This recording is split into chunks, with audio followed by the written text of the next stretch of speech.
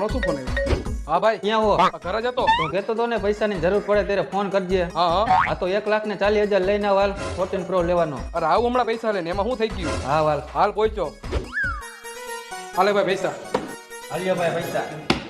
જલ્દી ઓપન કર. આ ભાઈ થોડુંક જલ્દી કરજો. અરે ભાઈ પેલા તું મને ઈ કે પૈસા લઈ આવ્યો ક્યાંથી ને તું? તારો ફોન આવી ગયો ને એ તું જો. ના મને કહેતો ખરા તું. હું કિડની વેચીને પૈસા લેવો, તારે ફોન લેવો તો ને એટલે.